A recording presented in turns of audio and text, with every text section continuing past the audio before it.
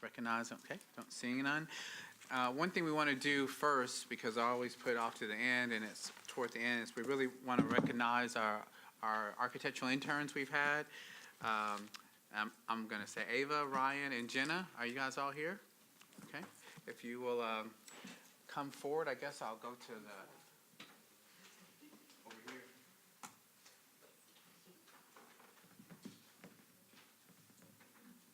Let's see. So I want to thank you guys for the work you've done. For the come closer. Closer.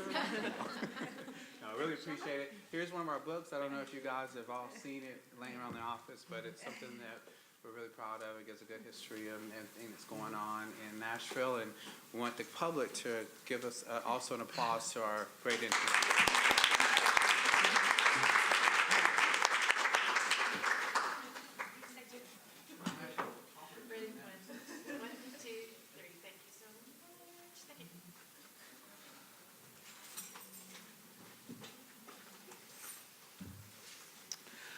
All right. First, do I have a motion to accept last month's meeting minutes? A second? Second. All in favor? Aye. All opposed? Okay, motion carries. So we have no request for overlay recommendation today. All right, so today this is a public hearing for each case. We ask that the applicant keep their presentation to under 10 minutes. They may reserve 2 minutes as rebuttal. So you have 8 minutes, and if you want to save your last 2 minutes for rebuttal after all the comments, then you can do that.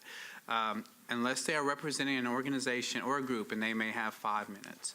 Pursuant to the provision of Section 2.680 of the .030 of the Metropolitan Code of Laws, notice is hereby given that a final hearing before this commission is appealable to the Chancery Court of Davidson County or the Circuit Court of Davidson County via a statutory writ of certiorari.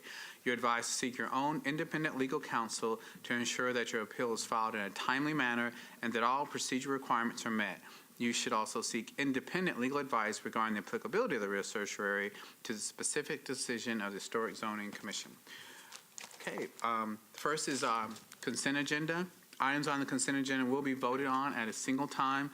No individual public hearing will be held, nor will the commission debate these items unless a member of the audience requests that the item be removed from the consent agenda. And we do know that 404 South 11th Street has been removed from the consent agenda. Hi, I'm Ava Zanell. I'm one of the interns with the Metro Historical Zoning Commission. There are 14 cases on the consent agenda this month. The first is 904 Bradford Avenue, is an application for a DADI with a setback determination. 2007 Eastland Avenue is an application to revise the setback for a previously approved DADU. 1007 Clearview Avenue is an application for side additions. 150 2nd Avenue North is an application for a rooftop addition. 916 Boscobel Street is an application for a DADU with a setback determination. 1909 Beechwood Avenue is an application for an addition. 4204 Park Avenue is an application for an addition. 2125 Belmont Boulevard is an application for a DADI with a setback determination. And 421 Broadway is an application for signage. 404 South 11th Street has been removed from the consent agenda and will be presented under new business. 2811 Oakland Avenue is an application for an addition. 2507 Belmont Boulevard is an application for an addition. 1915 Blair Avenue is an application for an addition. And 2116 Pontotoc Avenue is an application for an addition with a setback determination. Staff finds that these projects meet their respective design guidelines and recommends approval of the consent agenda. Okay. Any questions for staff about anything on the consent agenda? Okay. Thanks. Open public hearing. Were any questions about any of these items on the consent agenda? Seeing none, close public hearing. Discussion or motion?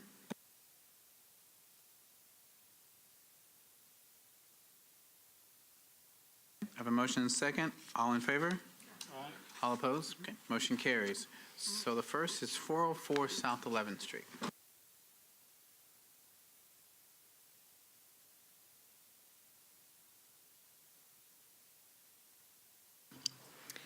All right, this is a request to construct a rear addition that includes a left side setback determination. The request also includes covering the existing concrete block foundation with a brick or stone veneer. Staff recommends approval of the request with the condition that the foundation not be covered with veneer as proposed. The proposed rear addition will add 6 feet of depth and 215 square feet to the overall footprint of the historic house. The addition connects to an existing non-contributing addition that is located 2 feet from the left side property line. As proposed, the new addition will line up with the existing addition. Staff finds that the side setback determination is appropriate in this case, as the proposed addition will line up with an existing non-contributing addition. As proposed, the addition meets all other setbacks. The addition has a ridge height that is 12 feet less than the maximum ridge height of the house. So there you see the right elevation and then the left. In addition, the plans incorporate an attached garage on the rear facade that has access from the alley. While attached garages are not permitted except in cases where it can be at basement level, there is already an attached garage existing on this site that was part of a previous non-contributing addition. Therefore, staff recommends approval of the rear addition and setback determination. The plan also proposes to cover the existing concrete block foundation on the front and right side of the house with a stone or brick veneer. The house at 404 South 11th Street was built around 1914 and does contribute to the character of Laughlin Springs East End. The cladding on the front of the house is vinyl siding, and it has shiplap siding underneath. The siding on the right side has since been replaced with hardy board siding. Staff finds that it would be inappropriate to cover the existing foundation with veneer, as the information provided by the applicant demonstrates that it would result in the foundation being flush with or protruding from the existing siding. On houses with siding as a primary cladding, it's typical for the siding to protrude somewhat over the foundation. Therefore, staff recommends that the foundation not be covered with veneer as proposed. In conclusion, staff recommends approval with conditions, including the condition that the foundation not be covered with the proposed veneer. Okay. Any questions for Melissa? Okay, thank you. Would the applicant like to come forward and state your case? State your name and address.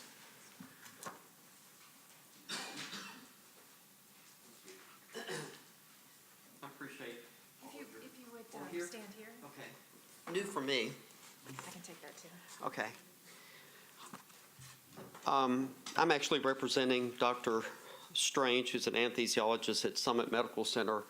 I remodeled the inside of this house, and we have painted the outside. In fact, I even did research to find out what colors of paint were used in 1910 when the house was built. The improvements that we've made on the house primarily have been inside. However, the outside, by the time we painted, all the trim, the concrete block, and the poured concrete foundation is so ugly, and I would like to present some pictures that I'll pass through you. As of November, this was completely pressure washed, and in that length of time, this is the result of what it looks like now. So we propose that we put a veneer on this, and the brick that you're seeing is a true antique brick that's been cut, and it is even with the outside of the house. And I did drive around, and as of recently of today, the vast majority of the houses built in this time period and earlier have a 2x4 or 2x8 horizontal wood border that separates the siding from the foundation, so that all of these houses have either brick, limestone, not stacked stone, but limestone brick or a painted brick bottom. These are within a half a mile of his house and in the historic district to show you why that we feel it would make this house look even more historical to the neighborhood and in keeping with the time it was built. And it would also not only add value to the home, but it aesthetically would be so much easier to maintain, would look so much nicer in the neighborhood, because the houses that have this foundation all appear, even painted, ugly. And I'm really proposing that we make this neighborhood continue to look as attractive as possible so that it blends with the era of 1910 as well as the functionality and maintenance of 2016.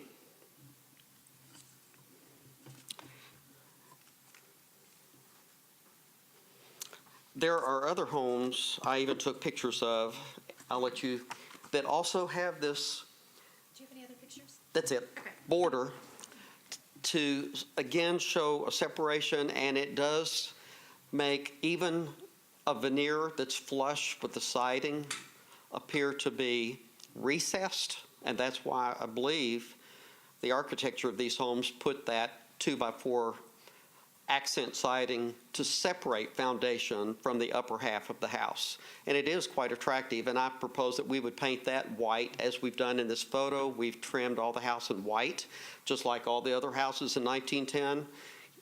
The siding on this house is a collaboration of multiple owners where it's vinyl siding on the front and then continues to the sides and the back, and newer constructions that were later done by 3 other owners that is hardy board now, which is much more durable, easier to maintain, and does not get injured in hail.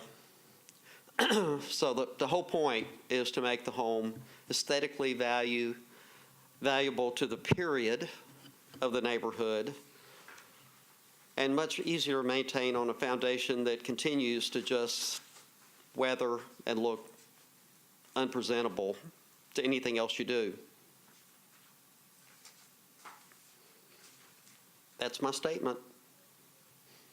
I would appreciate your consideration. Good. Any questions to the applicant? What was your name, sir? My name is Gary Loudon. I'm an interior decorator both in commercial and residential work. I actually have done work on Music Row. Rocky McElhaney, the attorney on that street, I redid that building inside and out. So I'm pretty familiar with the historical values of homes and the preservation of them, and in keeping with that. Maybe just for the record again, do you mind stating your address too, since, just to be sure of that? I Do beg you your mind pardon? stating your address again too, just for the record? My Your address? 121 Bayview Drive in Okay. Hendersonville, Tennessee, Okay, thank you. since 1977. Okay. Okay, any other questions for the applicant? Okay, thank you. Thank you. Okay, open public hearing. Would anyone like to speak regarding this project? Okay, close public hearing. Discussion?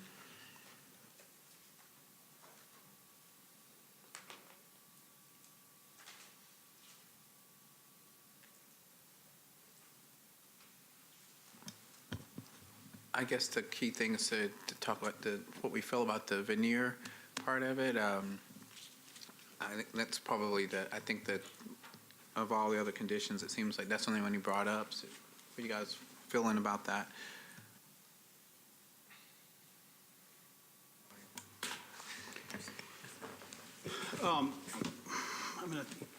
I think the staff has made comment about the stone veneer, and I don't want to speak for the staff, they can speak for themselves.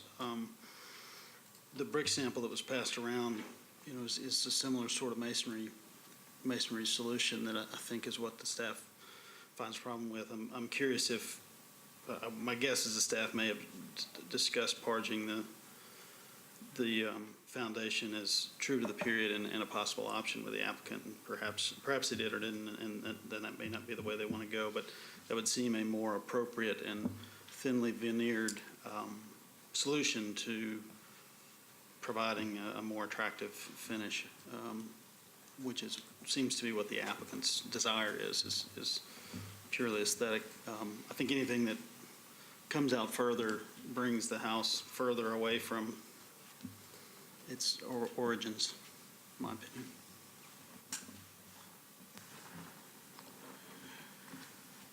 The thin was what the applicant actually suggested, I think, right? The actual thin one. To me, thin veneer brick or a stone foundation, I mean, the thin veneer has a thickness to it, and it's applied with mortar and a backing, and you don't just glue it on the, well, I don't know, maybe some people do just glue it on the foundation. But I think it's going to have a thickness to it that even flush is from the staff's analysis, is not in keeping with the way that detail works on historic home. Did you have something, Rose? The way I look at this, that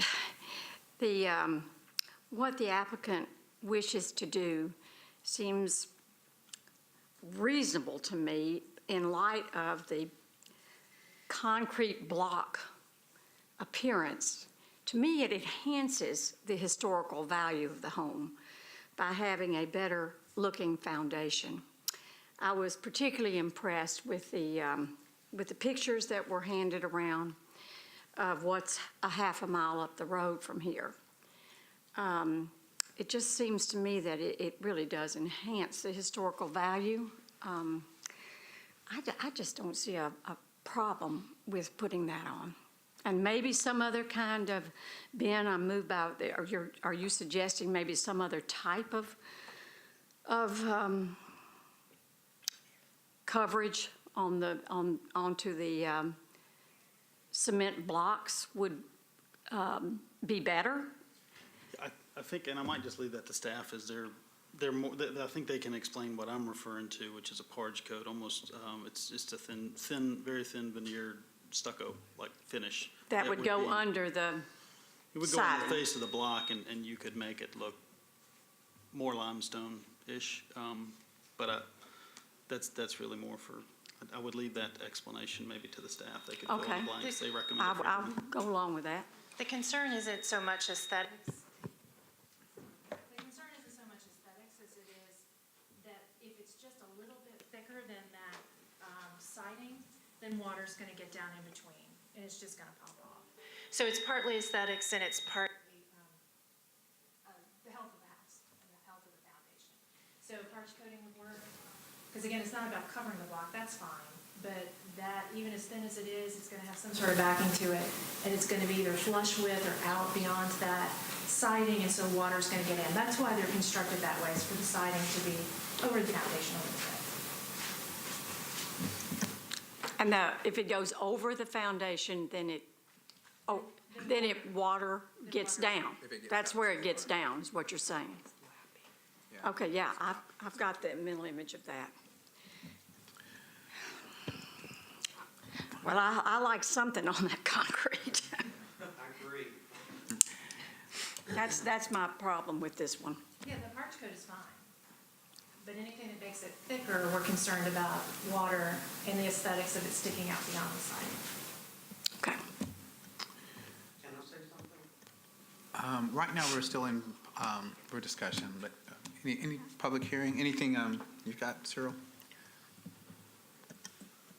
Yeah, I do think keeping the house, it's an attractive house now in the appearance.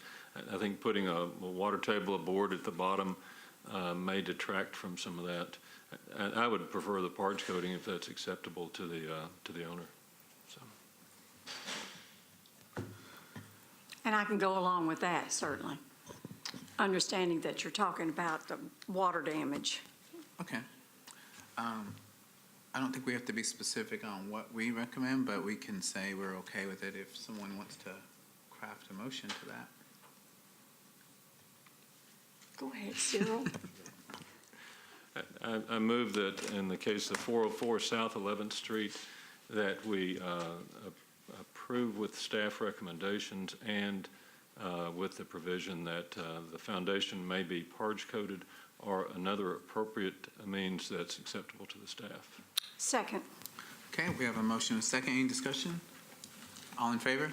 Aye. All opposed? Okay, motion carries. 1420 Calvin Avenue.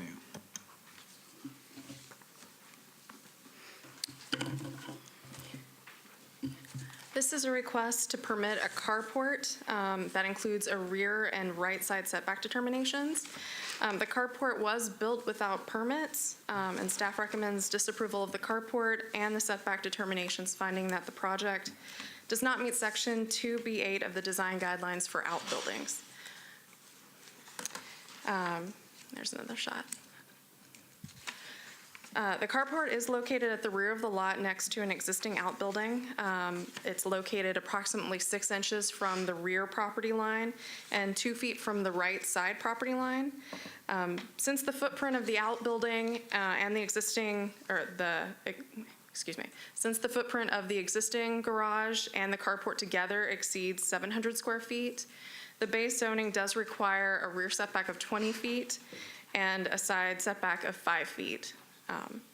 So setback determinations take into account historic conditions, and while outbuildings were frequently located closer to the rear and side property lines, the setbacks proposed in this case are much closer to the alley than have been typically approved by the commission. In addition, the proximity of the carport to the alley may present safety issues for personal vehicles as well as city vehicles such as trash pickup. Therefore, staff recommends disapproval of the setback determinations, finding that it's not consistent with the design guidelines. While the project does not exceed the maximum ridge height, eave height, and area, the carport does not meet the design guidelines for setbacks as well as materials. The hardy board siding used in the gable fields on the sides of the carport is embossed rather than the smooth face, which is required by the design guidelines. Therefore, staff recommends disapproval of the carport and the setback determinations, finding that it does not meet Section 2B8 of the design guidelines for outbuildings. Also, you have on your desk a petition that was submitted by the applicant earlier today, along with some photos of some other outbuildings in the area.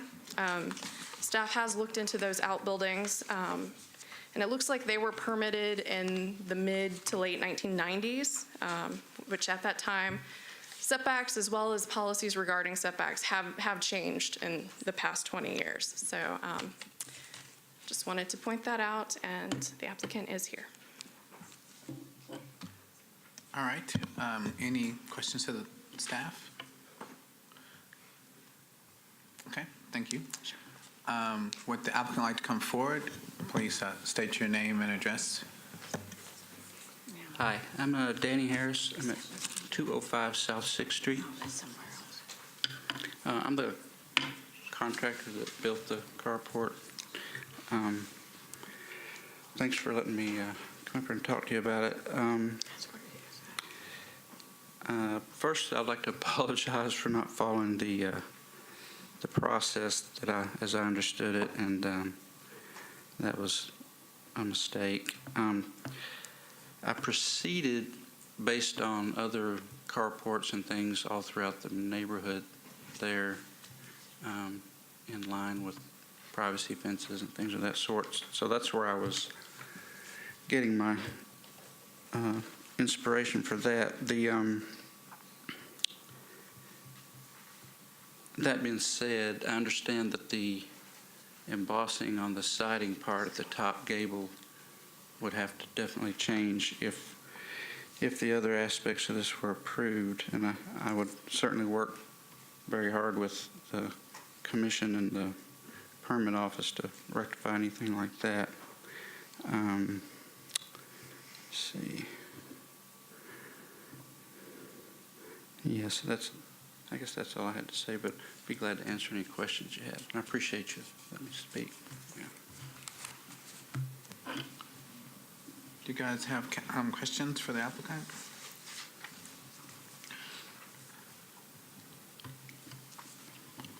Oh, okay. I tell you, we'll all. I've got one. Yeah, okay. Are you saying that you're willing to bring the carport back to where the fence is in the picture that I'm looking at here? Yeah, same picture. Are you saying that you're willing to work with staff to bring that back where it's flush with the fence and the garage wall there? Well, it's currently flush with that fence, which is the Oh, is it? neighbor, but it does protrude from the garage that's All on right. the client's property. But I could even take a couple of feet off of that if needed be, but yeah, it is behind where the other fence lines are, and also the other carports on the same dead-end alley. So. Yeah, there's a rear setback determination Right. and a right side. Okay, thank you. Okay, if we get into some more discussion, we'll open it back up for you. Thank you. Okay, open public hearing. Would anyone like to speak regarding this case? Okay, seeing none, close public hearing. Discussion?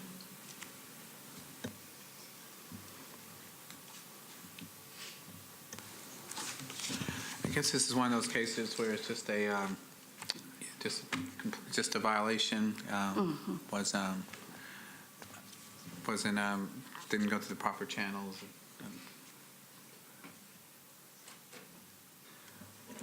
Yeah, that's exactly what it is. One of those scenarios where you don't want to appear unsympathetic, but Yeah. also to sort of run intentionally or unintentionally. I think in this case, I don't know, intentionally or unintentionally to sort of run roughshod over the proper channel is not excuse for what we might do otherwise if it were an application, as designed before us. It's in a situation like this, the applicant certainly, or the representative of the applicant, the siding doesn't seem, that could pretty easily be corrected. The setbacks, that's a tough one. Yeah. To find a solution that I think would bring it into compliance. So maybe it's just go back to work with staff to figure out the best way to, and then come back or something.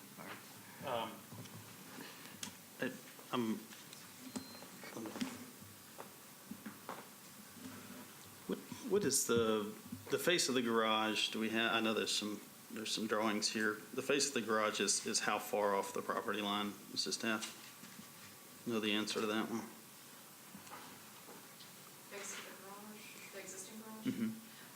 Per the plan we have, it's supposed to be 10 feet. It looks like it may not fully be that, but we prefer that 10 feet. Okay.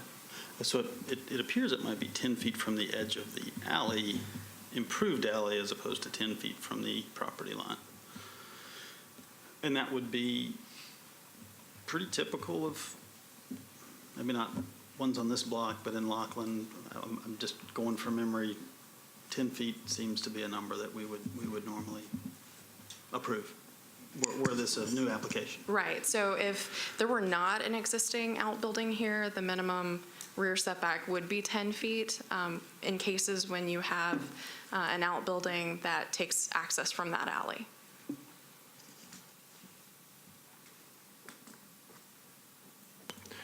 I can understand how this happened like this.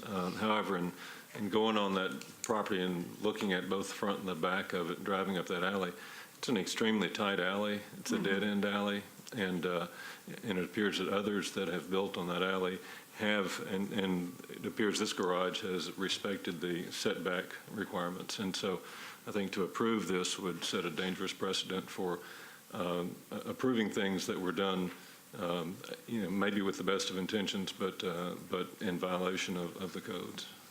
I agree with that, Cyril. I was out there myself yesterday, and I noted that. So do I have a motion? I'll make a motion. With respect to, I better put on my glasses. With respect to the application at 1420 Calvin Avenue, I move that we approve staff's recommendations, which is disapproval of the carport and the setback determinations, as the project does not meet Section 2B8 for outbuildings of Lockland Springs East End neighborhood. Okay, do I have a second? Second. Have a motion and second. Any discussion? Okay. All in favor? Aye. All opposed? Okay. Motion carries. 1107 Boscobel Street.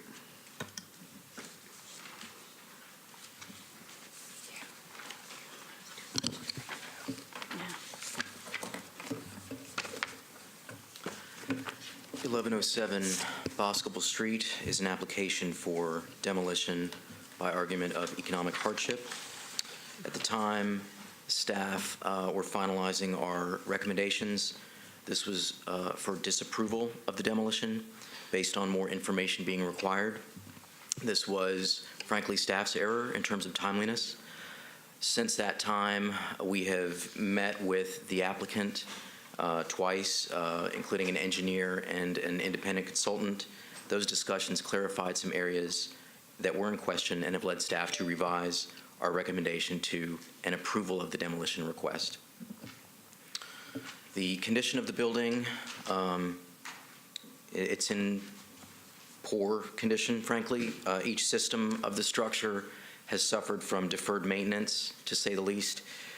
Staff's inspections early on led us to believe that maybe it was not so far gone as it appeared. For example, the foundation requires work, but portions of it are in decent shape, fair shape. There's water intrusion evident throughout the building, but that's not abnormal for a lot of our structures. A few of the windows potentially could be repaired. Approximately the front half of the building's floor system we felt could be worked with in spite of the state that it was in. What the visible portions of the roofing structure, not pictured here, the roofing members are dry and intact. The interior walls had some question about their integrity. So staff hoped basically that the structure and enough of the materials remaining were intact and the repair could be possible. In the estimates provided, however, we found several individual line items that could be reduced in the areas in particular of roofing, siding, flooring, and painting, potentially lowering the estimates as much as $30,000. But overall, our review was not able to identify enough savings in the bids to make rehabilitation viable. There are the estimates there ranging from $308,000 up to $344,000. Comparable sales, staff's analysis of 15 comps that sold this calendar year within 1 mile of this property resulted in a value of $238.40 per square foot. At the square footage of the rehab structure, which added some habitable basement space of 1,667 square feet, that results in a potential sales price of $397,000, which is on par with the average sales price found nearby. Using the lowest estimate added to the purchase price results in a loss seen here of more than $103,000. Adjusting this estimate with our review of potential savings still shows a loss of more than $61,000. Therefore, it is staff's conclusion that the argument for economic hardship is valid, and staff recommends approval of the application, finding that the proposed demolition meets Section 2B of the Lockland Springs East End Design Guidelines. That concludes my brief. The applicants are here. So everyone understands this one. This is different. This is an approval now, different from our packet. And the presentation was good to show what basis of their approval of the economic hardship. But are there any questions to staff? Okay, you have one? Okay, thanks, Paul. Would the applicant like to come forward and state your name and address? Hello, my name is Daniel Fell, and I live at 906 Boscobel Street. And first of all, I want to thank Historic for working with me on this one. This was a very unusual, difficult process. And really the only thing that I have to say is we would like Metro Historic Commission foundation to have access to anything that's salvageable in that structure before it's demolished. Okay, thank you. Any questions for the applicant? Okay, thank you. Thank you for your generosity, too. Open public hearing. Would anyone like to speak regarding this project? Okay, close public hearing. Discussion or motion? I was regretfully, after looking at the EMC structural report and driving by the property, I have to agree with the staff's final recommendation. I've seen a number of properties that have been able to be saved, but I think this one really, especially with the limited square footage of it, I think the argument the staff makes is good. Appreciate the owners working with the staff on this, but I don't see any reason not to approve the staff recommendation. Comment also is that it's always difficult for our board to, when these kind of situations come through. So I think the staff really made a good presentation, especially with your comparisons. So it did make a lot of presentation for us today easier. So thank you, staff, and also to the applicant. Would you like to make a motion? Yes. Okay. In reference to 1107 Boscoville Street, I make a motion to approve staff recommendation to approve the removal of the building and as set forth with the presentation. Okay, we have a motion. Do we have a second? Second. All in favor? Aye. All opposed? Okay, motion carries. All right, 300 Broadway.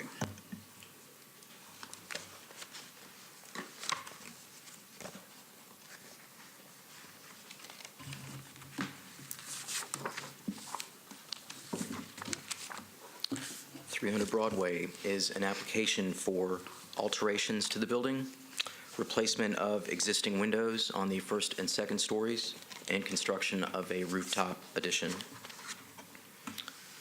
The project includes the removal of the existing central entrance, secondary entrance seen on the left, and the canopies above each entrance, as well as removal of a secondary entrance on 3rd Avenue and removal of a door on the rear facade. At the corner of Broadway and 3rd Avenue, the applicant is returning the corner entry to the configuration seen in historic photographs and removing the central entrance. Staff finds that restoring the original configuration is appropriate as it returns the building to the rhythm and spacing of its original design. Staff recommends obtaining additional information about how the corner entryway, newly exposed, will be treated, such as ceiling floor materials, doors, steps, railing, and the pillars. Removal of the aluminum canopies also is appropriate since those are not original elements to the building. On the 3rd Avenue side, the central entrance is proposed to be enclosed with stone and a window to match the existing window configurations on either side. The central entrance is an original one, however, having a window in its place will continue to meet the rhythm of openings as the original design. The door of the secondary entrance is not original, and the original configuration will be retained. The project also requires the removal of divisions between windows on the 3rd Avenue side that do not appear to be historic. This is appropriate as it will return the side closer to its original design as well. The secondary facade, the sort of storefront on the back, on the side facade, will be reconfigured. Presently, it has 2 separate entrances. The intent is to turn the 2 separate doors into one central door. The new entrance is proposed to be further recessed, creating a recessed area that was not a part of the original design or the later Keeble redesign, and is not a typical feature of historic buildings. Therefore, staff recommends that the new entrance recess no more than it currently does in order to meet Section 2B6 of the design guidelines for entryways. The application includes replacement of the first story and the majority of second story windows with new operable windows with divided lights. Historical imagery, as well as the 1946 drawings, which were in your packet, show the windows as single panes in the upper and lower sections and in each transom section between the floors. Staff has not found evidence to indicate that divided light windows were installed on these facades, the primary facades of the building. Section 2D of the guidelines for windows states if replacement windows or window surrounds are necessary, replacements should replicate the originals. Last month, the Commission disapproved windows on another application on Broadway, the windows that were proposed to operate in a manner differently than they did historically. Based on past decisions and the documentation, staff recommends disapproval of the replacement of the windows, finding that the proposal does not meet sections 2C, D, or H of the design guidelines. Two bricked-in window openings on the rear facade are proposed to be replaced with windows matching the existing, and staff finds that this is appropriate. The proposed addition seen here, Section 3H2 of the design guidelines requires that rooftop additions be set back at least 30 feet from the main facade and 20 feet from the secondary facade. I'll skip ahead. The applicant has submitted revised drawings that reduce the addition to meet these requirements, with 3 exceptions. The canopy around the addition overall extends into the setback approximately 4 feet. The bar service area with canopy that extends approximately 8 feet wide, protruding 16 feet into the setback area. On the 3rd Avenue side, a stairwell also is in that area by approximately 10 feet. The stairwell rises 8 feet above the parapet wall and 10 feet into the setback area. On previous cases, the Commission has allowed for small intrusions into this area that are minimal in massing, but not multiple intrusions like this on one building. Staff recommends that the bar awning be removed, that the overhang be reduced to 2 feet or less, and altering the roof form and reducing the height of the stairwell. Removal of the closet by the stairwell might lessen the width with an awning that protrudes 2 feet into the setback area and a narrower stairwell with a roof line falling between the bulk of the addition and the outer wall on the right. The design guidelines require that a rooftop addition be no taller than 15 feet above the parapet wall. The height of this addition is 12 feet above the parapet. Mechanicals on the roof are not included in the height. The addition's materials include metal panels, operable windows. Staff recommends having final approval of the windows, doors, and the color of the metal, and that drawings be submitted to further explain those features of the addition. The drawings submitted also indicate a projecting sign at the front right corner, an aluminum sign over the existing Broadway National Bank sign, a wall sign, and painted signs on the left and rear sides of the building. Also, no information on the illumination was indicated, so signage and illumination must be reviewed and approved by the Commission to ensure that it meets the design guidelines. In conclusion, staff recommends approval of the rooftop addition at 300 Broadway with the conditions that the awning over the bar area is removed, the closet is removed from the stairwell, reducing its width, and that the roof height be minimized. The 4-foot canopy overhang reduced to no more than 2 feet. That the applicant submit drawings showing the revised design of the addition, and that staff review windows, doors, and metal for color and specs.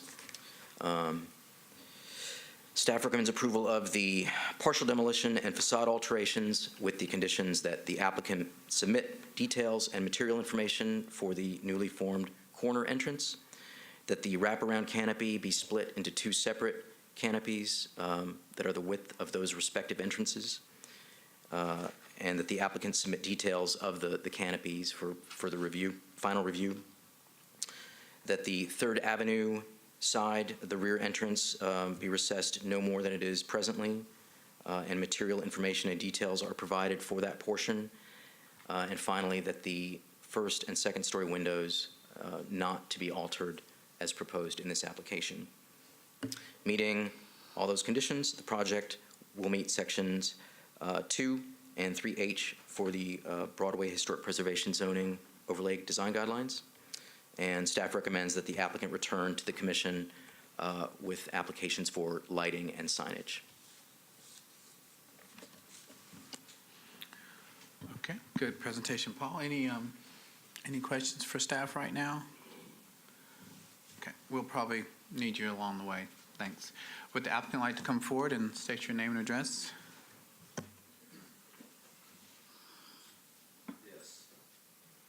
Thank you. Steve Tuck with Tuck Hinton Architects, 410 Elm Street, Nashville. Appreciate the opportunity to present our case on this. We probably met with staff no less than 6 times, twice at the building over the past year and a half, working with Ryman Properties on this project. Been at Westbrook with Ryman, is here. If you have questions during the procedure, you might want to ask him. We have three issues, I guess, that we would like to discuss with you, those being the rooftop considerations, the windows on the first floor, and then the canopy and the sign. The first thing, we'll sort of go in the same order maybe that Paul did. Let's talk about the first and second floor windows. I think part of the difference in where we are looking at this is we have one photograph of the 1915, 1920 era that's not very decisive on the windows on the first level. It does show, can that be shown up there? Can you all show that original photograph? It does show very clearly the transom piece that was there and a single vertical divided light between that transom. Now, this building was built in 1915, plus or minus. We know it didn't have air conditioning. We know it had operable windows on the first floor. Keeble then renovated this building in 1947, 1948. We have partial drawings of that. It was assumed that he renovated to put air conditioning in it, which was about that time. The windows became one single pane on the first floor, and the windows on the upper level, which were replaced with the renovation several years ago, were double hung as they are now, okay? We feel like that the windows, there's also another photograph. Do we have that photograph that we brought to you showing the canopy? If you'll show that detail of the canopy. You can see right, separate file, there's a canopy. Where the canopy was added, there's a vertical piece where you can see that the window used to exist. If you can see on the left photograph above that canopy, you can see that it probably was divided in half at that time. So we think that the record, and if you also look at what is occurring on the 3rd Avenue side, which is divided light, you look across the street to the American Bank, which was built to the same era, which is divided light, operable windows. I think it's reasonable to assume that was what was there. If you look back at our elevation, if you could show that, please, our front elevation, we're simply showing a vertical that picks up the vertical in the transom. Wrong project. Picks up the vertical in the transom and runs that through the first and second level, as you can see right there, and then allows those windows on both sides, it's an 8-foot oak, to be 2 4-foot double hung windows. Now, it's not as important to us whether those are divided light or not. I think they were divided light. Keeble was a very contemporary architect. He was going for all glass and, get rid of all that, and that's fine. We've renovated several of his houses, and I know that's the type of thing he would have done. That's what was done then, is to make these more contemporary buildings and upgrade them. So the debate, if those windows to either side on the first floor did not have divided light but were simple double hung windows like on the 3rd and the 4th floor, that would be fine with us. The important thing is that most of the most vibrant spaces and venues on Broadway have operable windows. It's part of the vibe down there. It's getting the music out of the street, and it's inviting people into this building. We think, because of what I've just shown you, that we have good reason to say, let's make this building, as much as we can, with the exception of the rooftop, the 1915 era as opposed to 1940. And I think that's sort of the difference between staff and where we're going. They're allowing us to move back to the entrance, which is definitely 1915, 1940. And so I think the consistent thing would be is to look at the best information we have on what the windows most likely were. We know they were operable of some configuration. We've got the vertical piece that's showing up in there that allows, so that the question to me really is, was it divided light or not? I think we can go either way on that as long as they're operable. That's very important to us. It's very important to the client. It's very important to the marketing and the operation of the enterprise, because you've got competition up down the street that obviously has a lot of operable windows. When we talk about the the canopy and the sign, and this is one that I think it's important, but it's a design issue, not so much a historical issue. If you put two canopies side by side and they're only separated from this vertical corner sign by 3 or 3.5 feet, then it just made sense to us from a design standpoint. These signs will stick out maybe a foot or two from the face of the building, that little piece connect to the sign, so that becomes one composition instead of canopy, sign, canopy. It's simply a design thing that we think makes the building simpler and more readable than getting sort of fussed with these three pieces. We'd like to keep it that way. The more complicated issue, I think, is the rooftop. So let's move to that issue. Several years ago, it was when we did these types of projects, it was important from a historical perspective that you not see an addition from the other side, standing on the other sidewalk on the other side of the street. And we would construct view planes, which we did in our submission. We were originally, and one of the things we compromised with the staff was originally about 4 to 5 feet over that 30 and 20-foot setback that's required now. The reason we were is because we have in this particular project 2 full kitchens. We have a lot of mechanical. It's 4 stories tall. And that mechanical barely fit on the roof we had. So we made it a little bit wider, thinking, well, when you do a view plane from the other side of the sidewalk, you do not see this, you would not see that addition. We thought that was that's the intent of the code, of the law. Actually, in some ways, and I'll just mention this, it's unfair when you have a building. We're one of 6 buildings that are 4 or 5 stories, historic buildings on Broadway. And the 30-foot setback is the same on all of them, but obviously the building is 4 or 5 stories tall. The view plane is much steeper. You should be able to build close to the street and not see the addition. If there's many buildings 2 stories tall and the same 30 feet, it becomes more visible.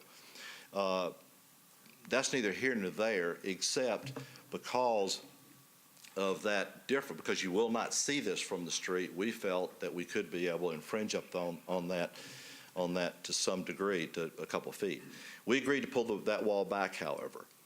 By pulling that wall back, the 20-foot and 30-foot setback, we also eliminated an 8-foot mechanical screen. We thought it was important because as you come down Broadway and you're high on the hill, you look straight at this building right at the roof level.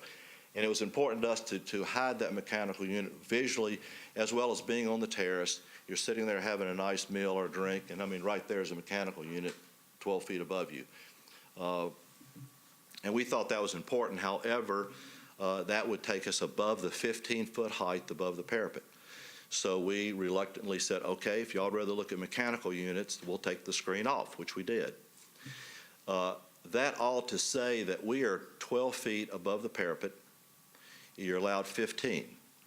We think it's really important that because of that we're allowed to keep the overhang over the glass at 3'11", not 2 feet as they're suggesting, so that when you're here, at least we've screened that mechanical that's right there, because I mean it's like 12 feet, which is about where the ceiling is. It's right there, and it's important that we screen that as much as possible and keep the bar roof. Both of those do the same thing. Both of them will not be seen from Broadway. If you look at the sky plane diagrams we did, I don't know if you have those in there and can show that from Broadway, but they're both within that sky plane. Regarding the storage on the stair, that's a 2-foot to 30-inch wide piece that we added to the width of the stair. That's purely for cushion storage because of the outside terrace and so forth. And you know, it's like, it's one of those things that we sort of need, and if it goes away, then we're going to end up buying some piece of furniture to store these cushions in, and probably it's going to set against that wall because it's a blank stair wall. And I think one of the things that, as you all know, that if there's not some understanding of some of those issues, what happens is, what you see happening on Broadway is you get temporary issues like that, whether it's furniture for storage or whether it's temporary awnings and things like that because they were not allowed to have certain roofs. I perfectly, very much support what the Historic District is doing, but I think there should be some leniency in some of these situations to understand what the intent of the law is regarding this setback in the sky plane and the literal 30-foot. And then what are the small things that you can do that can be allowed within that area. So we're requesting that we keep the overhang at 3'11", we keep the bar roof, and we keep the storage by the stair.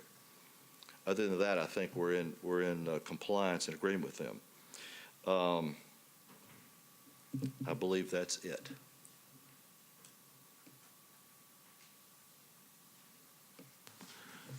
Actually, I would say one other thing. I really don't understand why, haven't really understood why the mechanical screen is not allowed, since it's not an occupied space other than maintenance. But to remove a screen and have the side of a mechanical unit there is more appropriate when we're talking about all these other very detailed issues. I just don't really understand that, because to me, to screen the mechanical, when there was definitely no mechanical on this roof in 1915. that's 10 minutes. Okay, I'm done. See, let me ask one question before you get down. So how tall is the proposed mechanical screen wall? That we've taken out, it was going to be 8 feet tall. That's what we'd need to screen the So it'd mechanical be unit. above the 12 feet? Above the 12. So we were basically 5 feet in violation, Okay. which is why it was removed. Sure. But by pulling, I want you to honest, by pulling the walls in that 4 or 5 feet or 3 feet, whatever it was, that we had originally, is tighten our mechanical up, so our mechanical's going to get taller. We've got mechanical elevator penthouses, 2 elevators in this building. We've got 2 elevator penthouses coming up, and we're going to have to stack some of that mechanical to make it all work on that roof, because we're a little tight there. Sure. So But we can do that. So it did have to be 8 feet to screen it, though. It couldn't be shorter. Well, I mean, 8 feet would mean that you would not have seen it coming down Broadway looking sort of level with it. But the other thing that's just as important, I think, to the client is being on the terrace, and the mechanical's right there. So we looked at that and we thought, well, would 6 feet do? Yeah, 6 feet might do, but then you're still 1 or 2 feet within this 15 feet. But once it got down to 2 or 3 feet, it wasn't worth doing. It didn't contain the smell or the noise or anything. And we did talk to engineers about that as a possibility and decided that's not worth it. Now, if we could get 6 or 7, that may be worth considering. We just thought hiding the mechanical was a real important issue and tried to do that. But it was not as important to us as some of these other operational things, like the windows and like the overhang over the glass. Okay.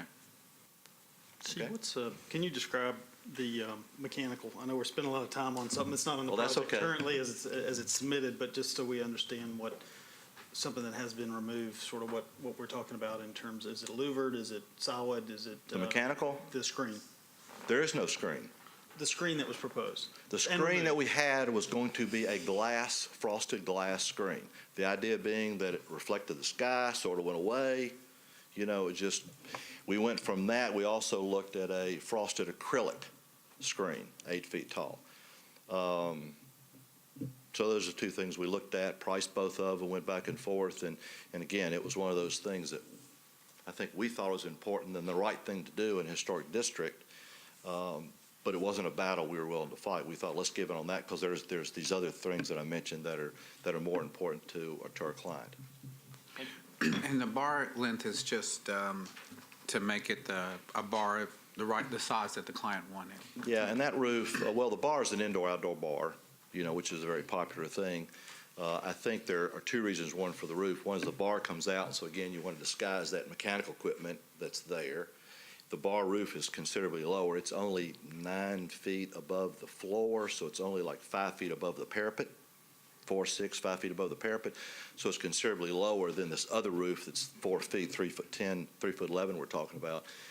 The other reason is our kitchen consultant has told us that you cannot mix drinks without a roof over the bar. That's a health code thing. Now, obviously, they could mix the drinks inside and take them out, but part of being at the bar is talk to the bartender and get your drinks mixed there. So we said, let's just put the roof in. So I think there's 2 purposes for that. It's a visual thing. It's a health code thing. Okay.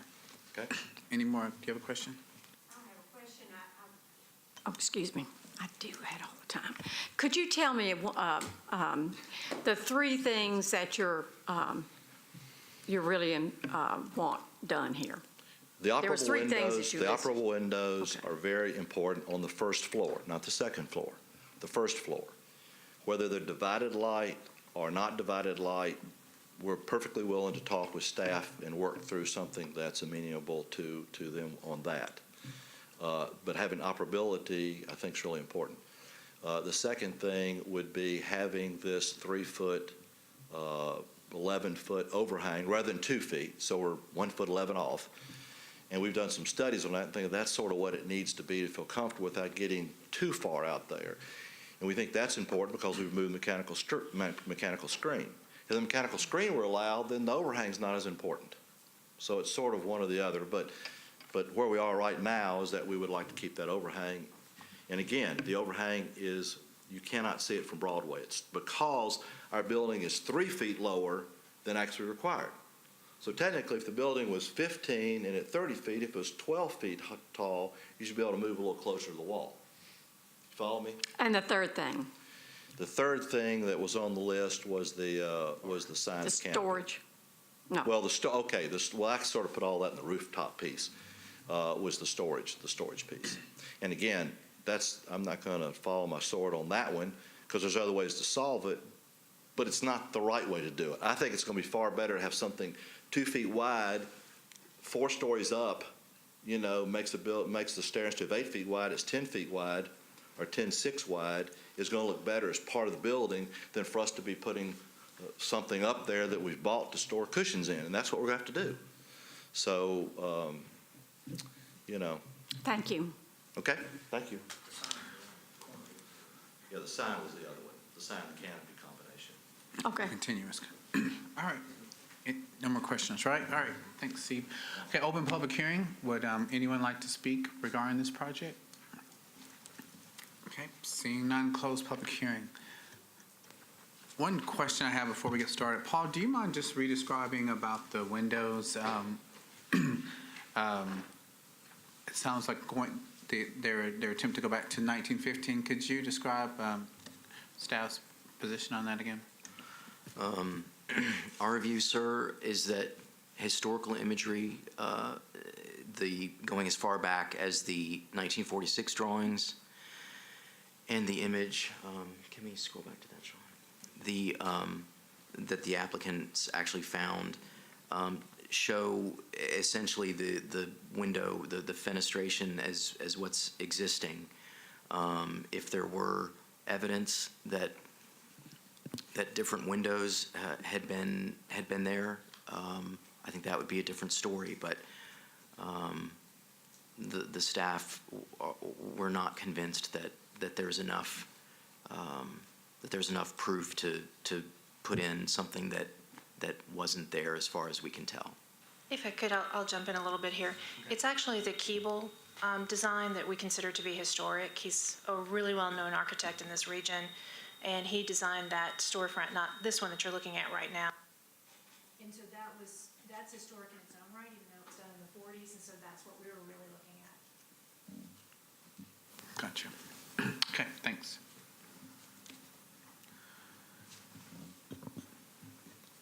Any discussion? Continue? One further clarification on that, Robin.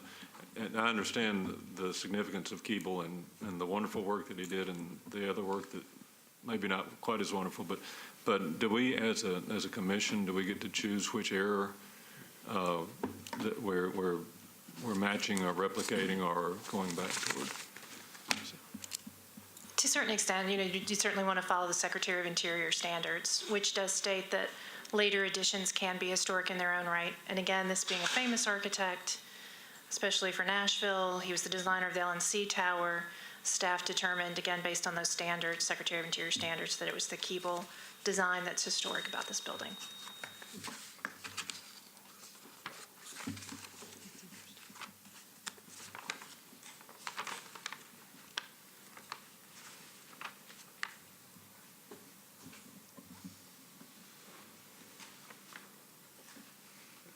One other question for staff too on the canopy. The guidelines or what's the reason for 2 separate canopies versus a single wraparound canopy?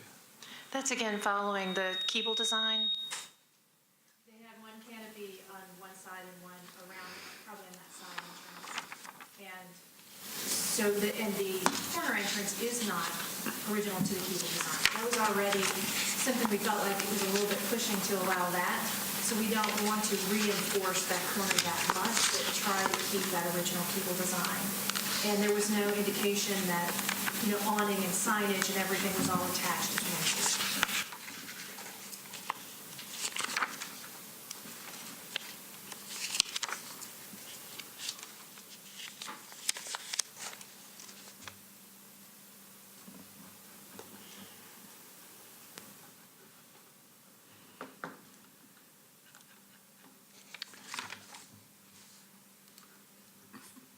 Forgive us as we kind of ponder all these, I think, as we're looking at here.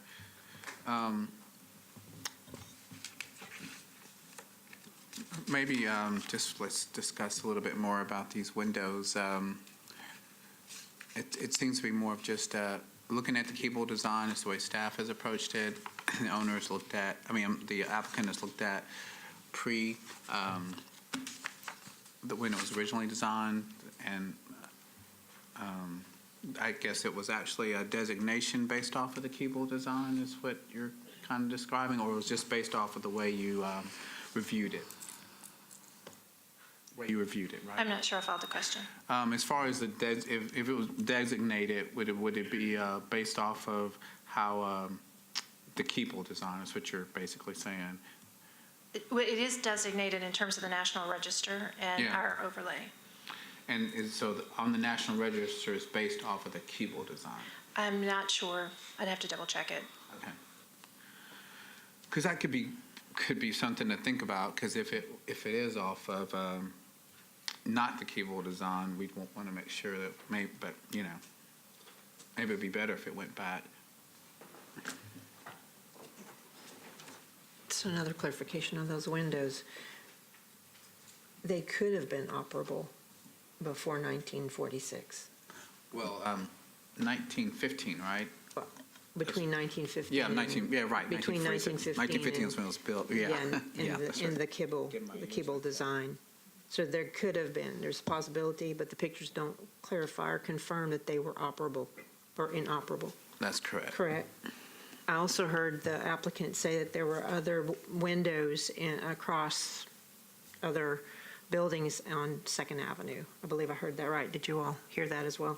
So was that prior to, we do discuss operable windows quite a bit, or disapprove and approve them. So I guess my question is, were those operable windows prior to historic overlay guidelines? There are storefronts. This doesn't really have a storefront like some of those other buildings where you allowed for the nano walls.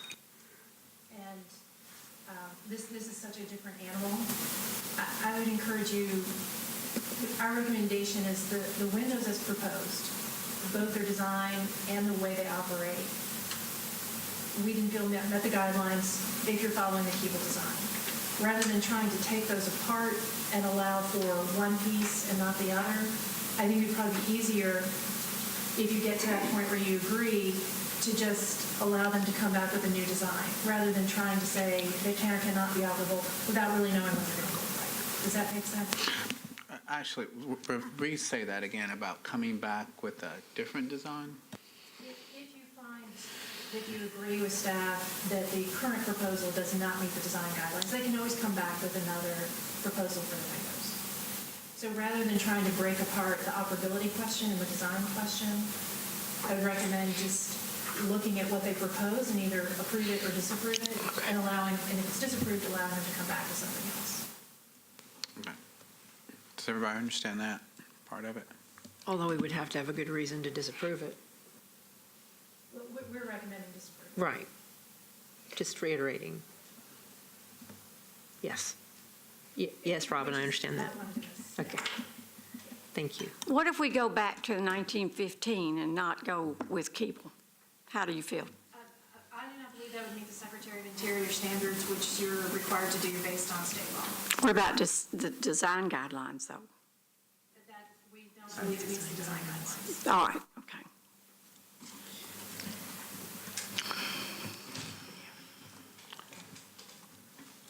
Okay. So we can ponder that a little bit. What do you guys think about I know I'm not trying to make it just piece by piece, but just keep conversation going here as we talk about let's kind of focus a little bit on the downstairs part of it, at least, about the canopy. Thank you.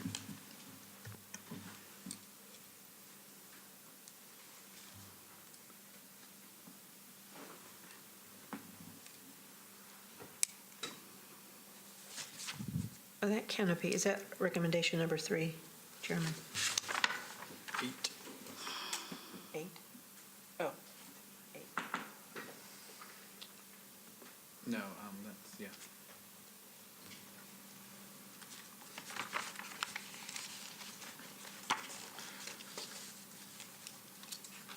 What are your thoughts, Ben?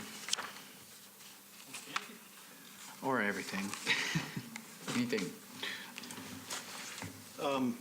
Yeah, I'll add a little piece, and if others that have different opinion, I'm certainly open to hearing that. But I think on the issue of, I'm glad to hear our director sort of clarify that.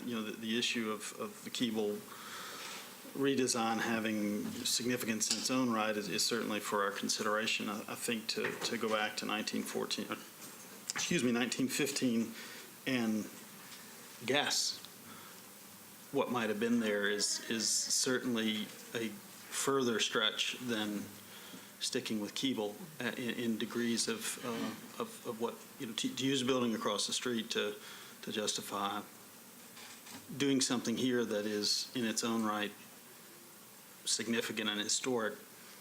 I'm not aware of doing that before, and would wonder if that is in sort of direct conflict with what we're guided here to do by the Secretary of Interior standards. But is the 40 building better than the 15 building? That's why we're here. Any canopy discussion while you're keeping?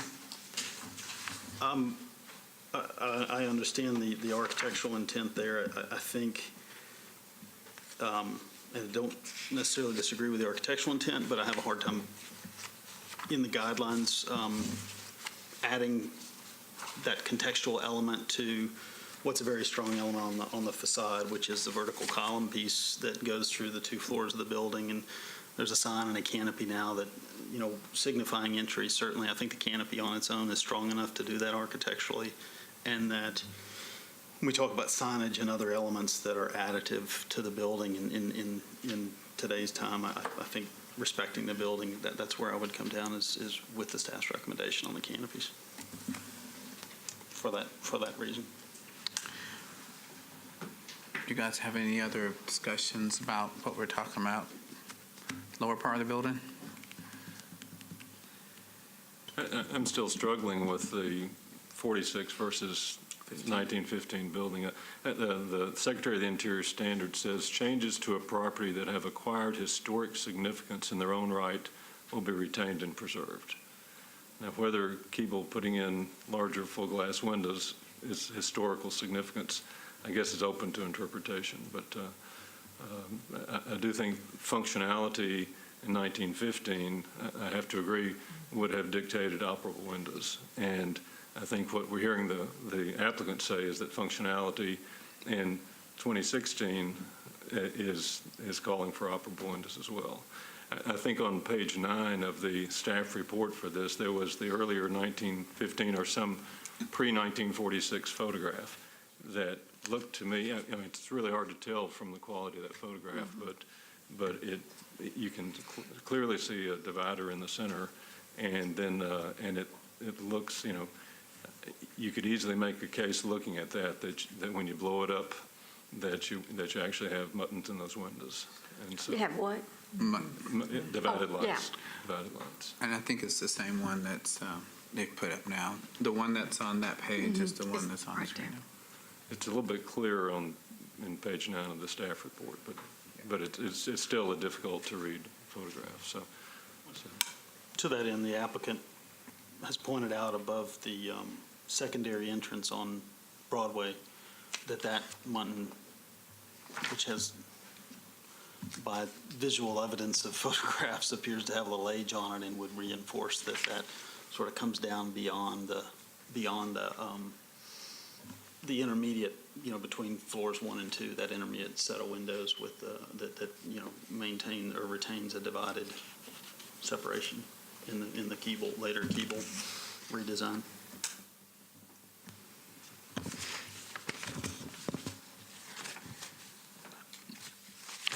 Okay. The Secretary of the Interior comment is general. Can you read that again, It please? says changes to the property that have acquired historic significance in their own right will be retained and preserved. So, and we've got numerous examples of those that we have taken. I'm not sure this is one that you go by and say, look what Keeble did to this building. So. I too have a question on that as well. I'm struggling Now, with that. and valid point, and both valid points. We did, but I guess, I think based on what staff has recommended is that it has received its designation based off of Keeble, the Keeble edition, based off of. No, the national, this is part of a district, and that nomination is so old, it may not have even mentioned the Keeble design. I don't know, but I feel fairly certain that the state would say that this is a significant storefront because of Keeble, because he is such a significant architect for the area.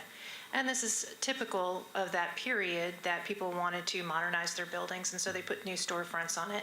We had sort of a similar situation a month or two ago, where across the street, where there's a newer facade that includes a Carrera glass or a vitrolite glass, and that's another example of how those Victorian buildings were modernized. So it's again, I believe, I don't want to speak for the state, but that they would agree that it is a historic storefront. Okay.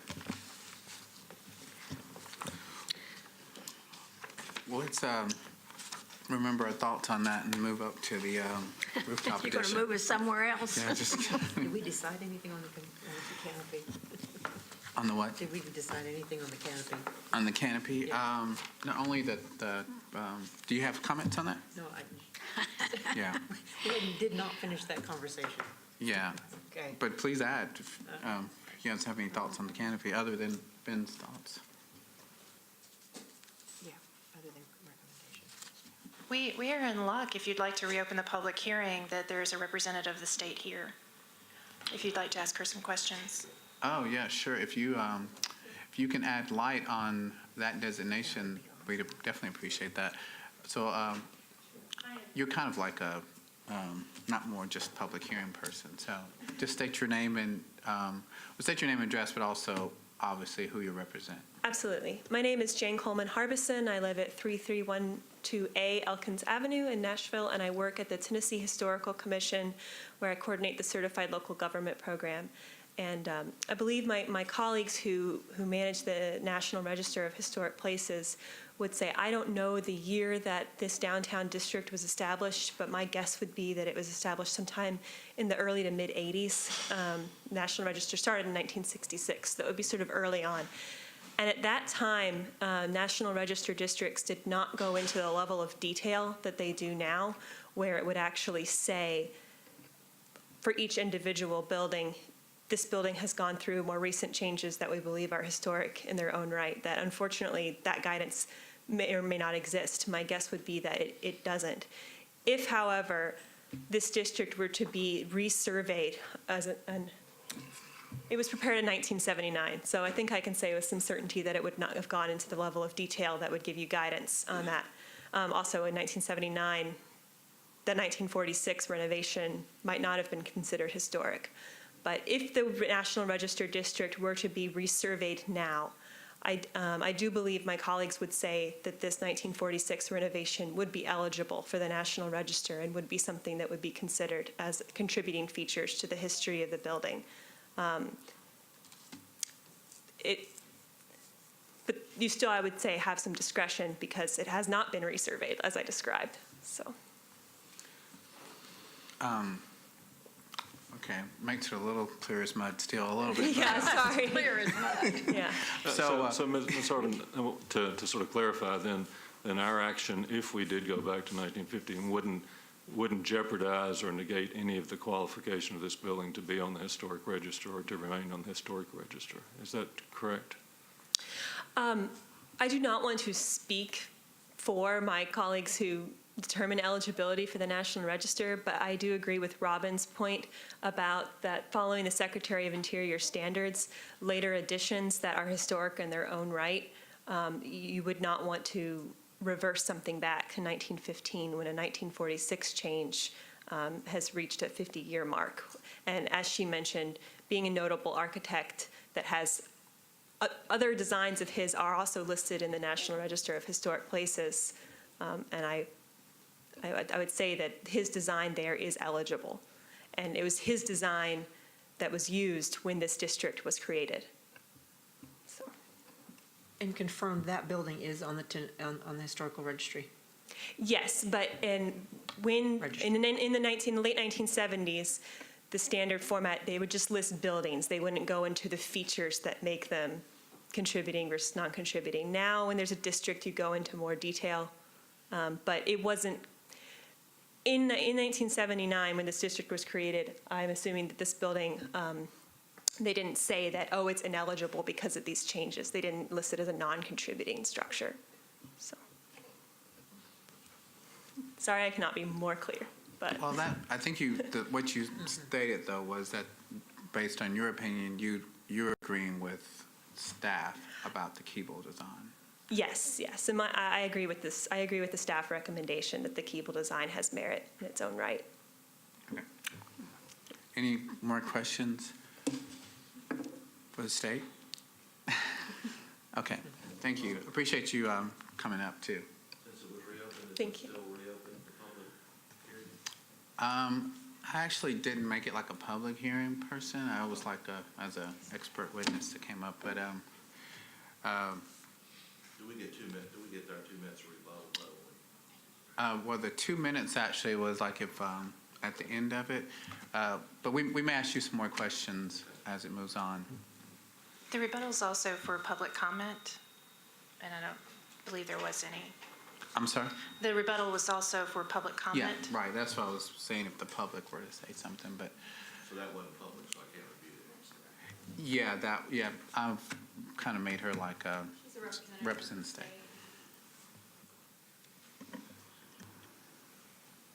But that's, so we've got that to ponder with here.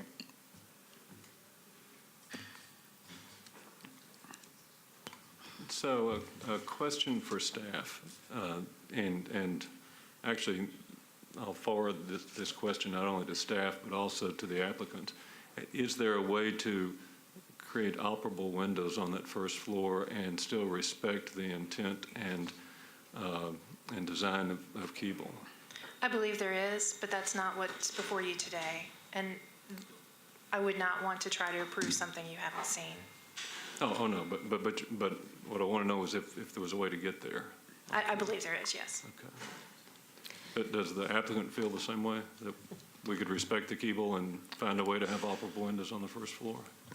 Then, yeah, we'll open your public hearing. You can answer the question. Can approach? Yes, I would think the operability, like I said, operability is the most important, the specific design less important to the client. I would also say, to add to this, to add more mud to this, is the rear, the north elevation. If you pull the north elevation up, those windows appear to be original to the building. They show mullions, they show vertical mullions and divisions. They were not replaced by Keeble. They were not replaced by Matthews when they renovated the building. Those right there. So that probably is maybe an example of what might have been on the front of the building. Instead of the square divided light, they might have been vertical just like that. Thank you.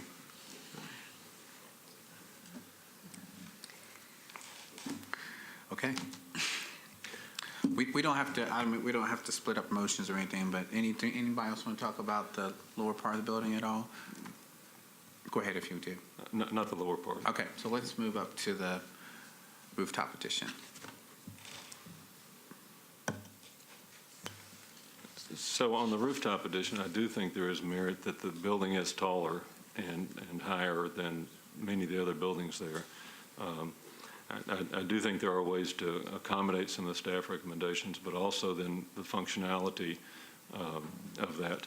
Their skyplane view was pretty compelling from what you can see down there. So, personally, as I look at that, I don't have a significant problem with the bar overhang, given that it is lower than the other roof and does serve a functional purpose there. I do think the stairway can be reduced, and even if a piece of furniture shows up there, then I think that's not something we have control over in the future. That could happen anyway.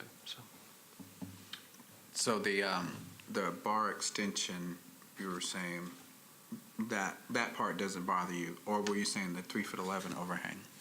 Actually, given the thing that was in the initial packet that did bother me was coming further toward the side street. And so by pulling that primary wall back, then I think that was a significant concession and brought us closer to compliance. So I'm not the 3'11" does not bother me as much, especially given that you have no screening on the mechanical units now.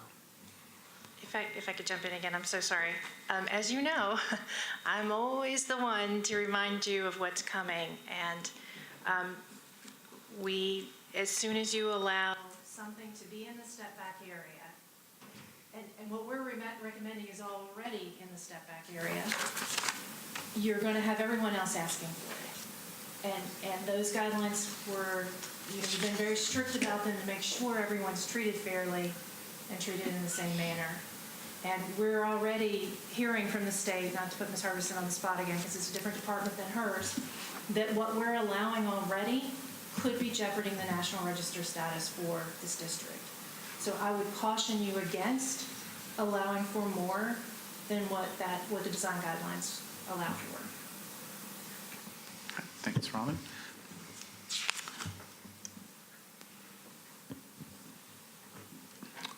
Well, Go ahead.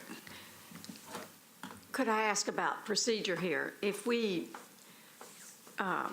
approve this application subject to staff recommendations, does that give the opportunity then for the applicant to go back with staff and work on the operability question, which he's stated that he would be willing to do, and give them further opportunity to come up with some kind of an agreement on the canopies and that sort of thing?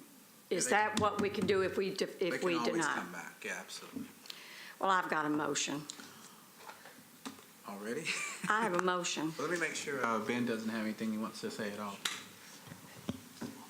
There's room for discussion. I think Hold on.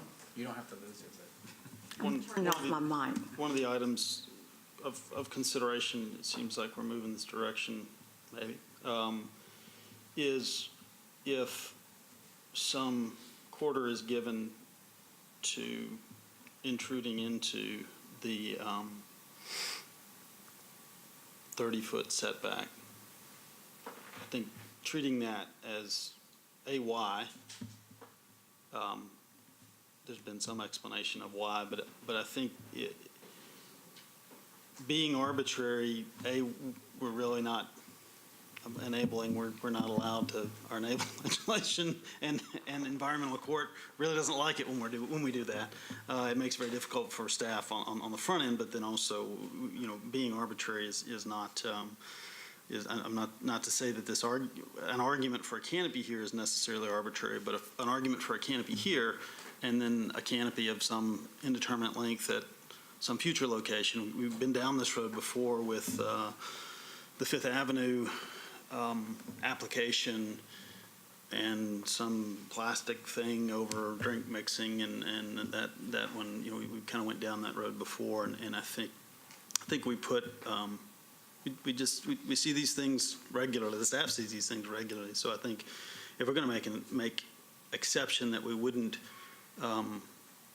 allow for another applicant on any building on Broadway, we need to be pretty specific as to why it's necessitated in this instance. Okay, do you have anything? You good? Okay. I didn't mean, sorry to stop your motion, but I did want to make sure he was ready to push, so go ahead. Okay. My motion is with respect to 300 Broadway, to approve staff recommendations and my motion is to approve the addition subject to the staff conditions. Okay, we have a motion. Do we have a second? Second. Okay, we have a motion and a second. Any discussion? Okay, all in favor? Aye. Okay, all opposed? Okay, motion carries. 3641 Richland Avenue.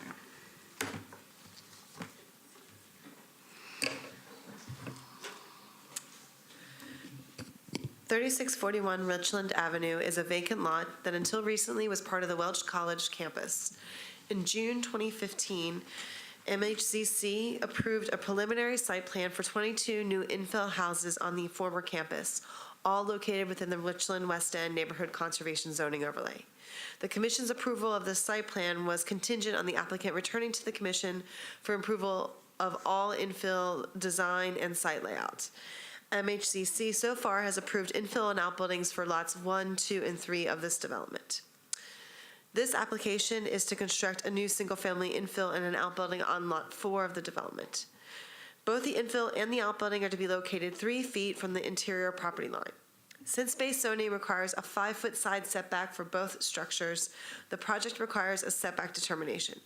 Staff finds this reduced side setback to be appropriate because there are other homes and outbuildings in the immediate vicinity that do not meet the required 5-foot side setback. In addition, the infill is part of a larger development, and the reduced setback will affect the parcel next door at 3637 Richland Avenue, which is also part of the larger development. Staff has yet to review the site plan for this structure next door, but has directed the applicant that the side of it needs to be set more than 7 feet, so there's a minimum of 10 feet in between the two structures. And also said the rhythm of spacing along the block is consistent. So the Commission for lots 1, 2, and 3 of this development has approved similar side setbacks where it's kind of shifted slightly on the lot, but because the other houses are shifted slightly on the lot, the overall setbacks and the rhythm of spacing along the street is not affected. Vehicular access for the site will be via a new private alley created at the back of the site. The Commission typically requests at least 20 feet between the primary structure and the outbuilding. The applicant is proposing just 10 feet in between the two structures. The Commission has approved the distance of 10 feet in between the primary structure and the outbuildings for lots 1, 2, and 3. So again, what you're reviewing here is similar to what's already been approved. But staff finds this shortened distance to be appropriate because the part of the rear of the lot is taken up by the new alley that's being created for the development and by an easement. So there really isn't much room to push this outbuilding back further on the lot.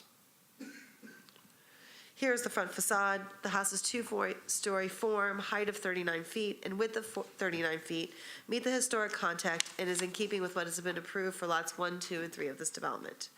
The primary cladding material is stucco over brick, which is found within the historic district. All other known materials have been approved by the Commission in the past. The decorative parapet at the front bay is not typical of the district, but a similar form can be found a few blocks over on Mockingbird Road in the neighboring Cherokee Park Neighborhood Conservation Zoning Overlay. If this type of parapet were to be proposed for an infill site within the flanking historic, for an infill site where there's flanking historic houses, it may not be appropriate. However, staff finds it to be appropriate in this instance for this site because the infill is within the middle of a line of 9 new adjacent infill houses. This development will overall include 22 infill houses in the Richland West End overlay, all located on Richland Avenue, allowing for some variation in design that may be atypical of the district, but which can be found in a historic overlay nearby, will help diversify the development and distinguish the individual houses. Here are the side elevations. On the left elevations, which is the bottom image, there are 4 small window openings that are approximately 1 foot by 1 foot, and staff is asking that these windows be enlarged so they're at least 4 square feet. And here are the garage elevations.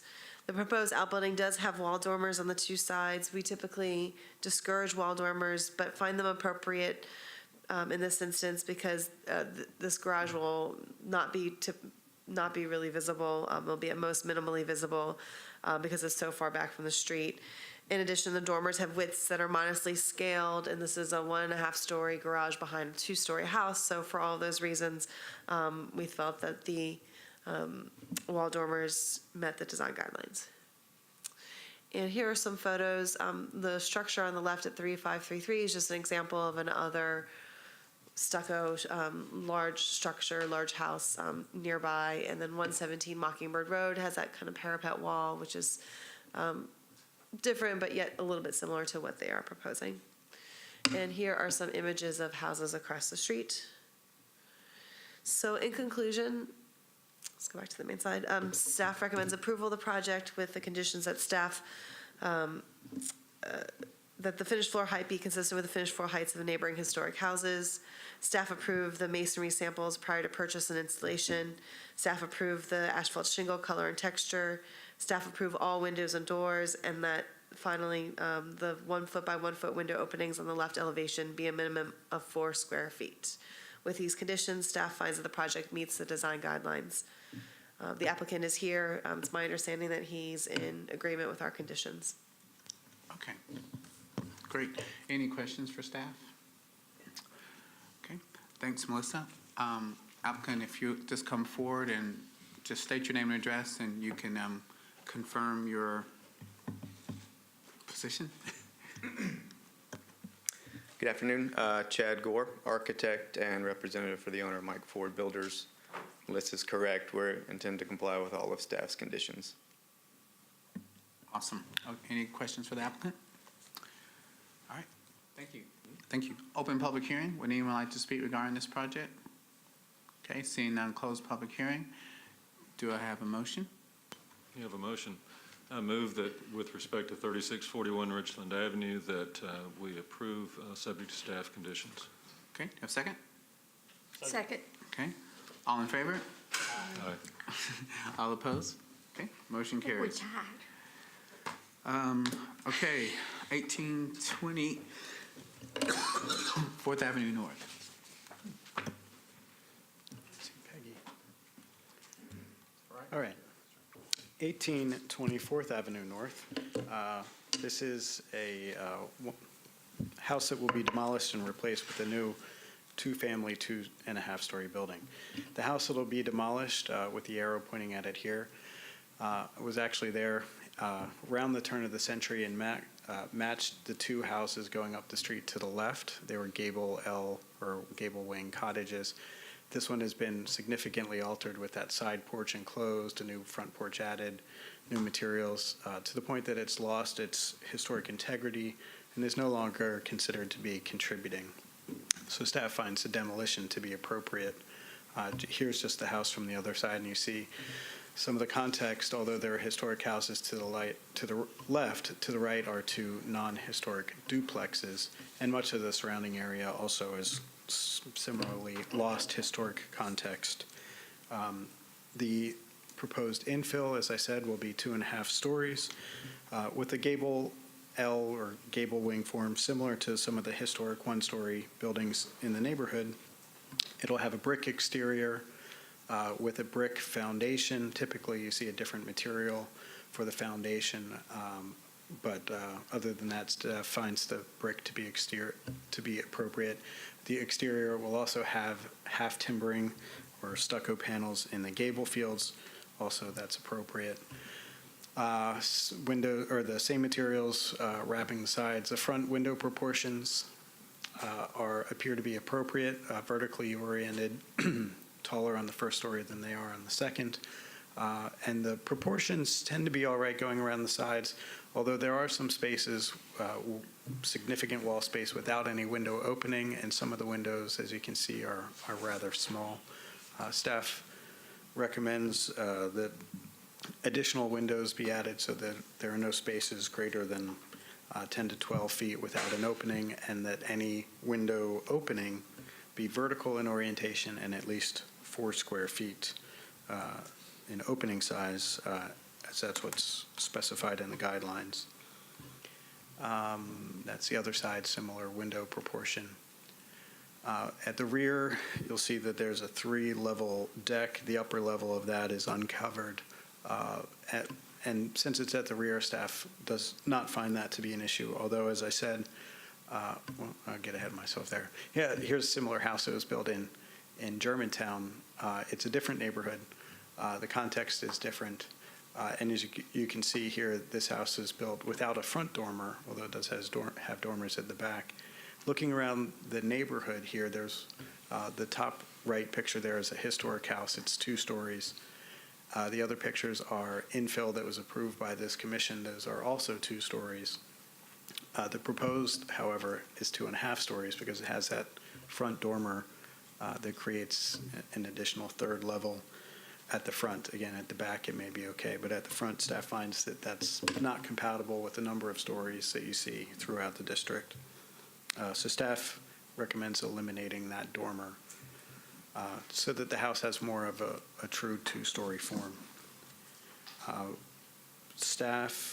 In summary, staff recommends approval of the demolition of the non-contributing building and construction of the infill duplex with the following conditions: that the floor height is consistent with floor heights in the neighborhood, that the foundation has a different material than the primary wall cladding, that the upper story dormer is eliminated, that staff approves any material samples, brick samples, roof color, concrete walkway, and parking pad materials, all these that were not labeled in the plans or specified.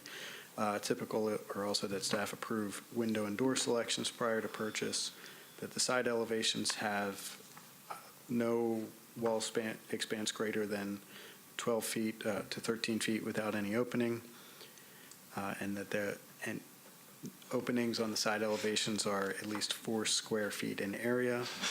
And lastly, there was a carport on the site plans, but no elevations were provided, so that's not part of this proposal. It can be reviewed in the future, and if it meets staff criteria, it can be approved administratively. Those are the conditions. I don't see the applicant here, but I can try to answer any questions you may have. Sean, I don't know if you put up an example of a house that was built in Germantown that maybe the same or certainly is similar. Very similar. The notation has the front-facing gable bumped out 1 foot, and I think, it's constructed that way in this example. Staff finds that appropriate, I guess, in just there's a few finer details on this one to make sure we sort of get it correct. It seems atypical for historic homes, but maybe appropriate in this case. It does appear to be that way. It's bracketed here on the front elevation. And of course, as you can see in the real-life example, it's built that way. It wasn't something staff had an issue with, but it could be. I'm not sure. I don't want to take issue with it. At the base, this one, I tend to look at it pretty significantly because it looks really bad in the, you get everything right, and then suddenly these columns coming down to a spindly little knee wall. There's not a significant base, and certainly on this one, it's barely even a brick wide. In the drawing on the left one, I have a feeling in construction it's probably going to be at least somewhat significant, but I think it's no wider than 8 inches. Just make sure we get a column sits on something that looks like a column would sit on. Okay. Can have that expanded. The applicant is here now. She has impeccable timing if you have any further questions. Okay, any more questions for staff before? Okay, thanks. If the applicant would like to come forward and state your case and state your name and address. Yeah, staff recommendation, in case you need to see it. Yes. My name is Peggy Newman. My address, P.O. Box 158674, Nashville 37215. And what else did you say? I'm sorry. Oh, that's okay. I just, did you have, are you comfortable with all of staff recommendations, or do you have any things you'd like to, for us to reconsider, or? Well, I mean, did you have anything that you needed me to change, or I heard the columns, maybe change the shape of the columns? Is there, I mean, I'm fine with whatever I need to do to make it work. Okay. All right. Anything from anybody? Okay. Thank you. Thank you. Okay. Open public hearing. Would anyone like to speak regarding this project? Okay, close public hearing. Do you want to make a motion? Ben? You can bring up the columns. Sure. I'll move approval of 1820 4th Avenue North, finding it's with the staff's conditions of approval, finding it's in keeping with the Salem Town Neighborhood Conservation Zoning Overlay, with one addition, that the columns on the, I'll say, front elevation right side would land on a masonry base that was, wider than the column itself. So if that's a 6x6, that, we'd have a 12-inch wide knee wall there for the column to land on, to provide an appropriate base, a proportional base for those columns at the front stoop porch. Okay, we have a motion. Do we have a second? Second. All in favor? Aye. All opposed? Okay, motion carries. 2403 Barton Avenue.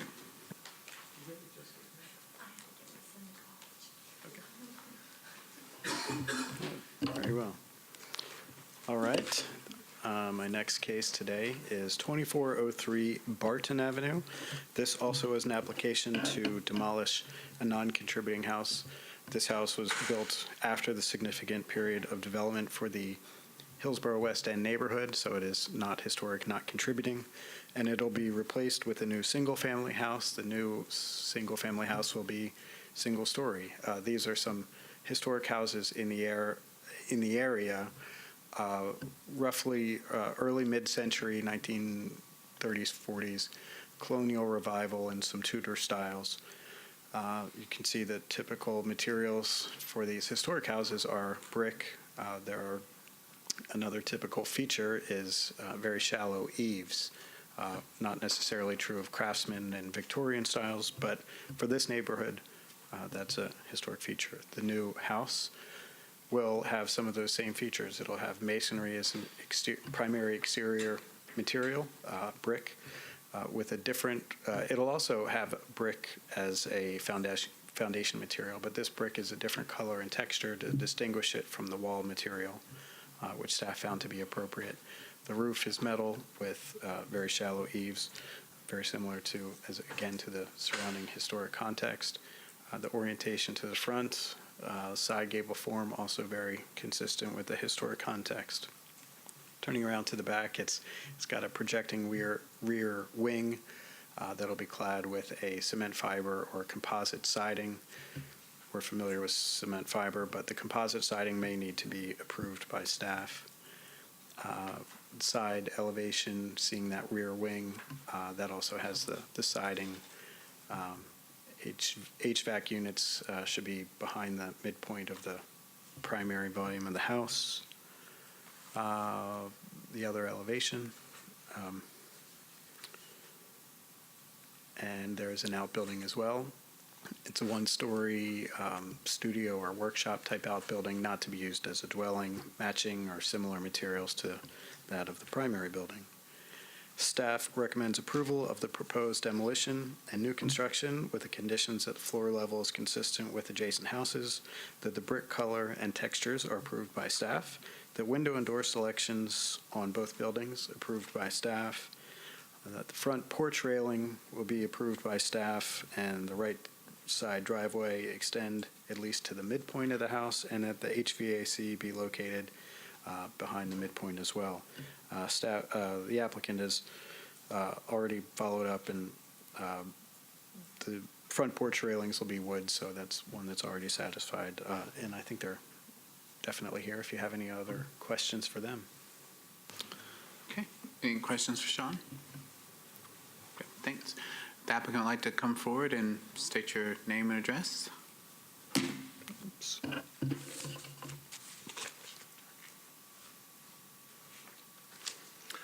Yes, John Tassell. I'm an architect working with the owners. Address is 405 Fairfax Avenue, Nashville. As Sean mentioned, this is a demolition and rebuild. The owners are currently living on this site and have lived here for several years. They're tearing down their own house, building a new house. They obviously value the neighborhood and the historic character of the neighborhood.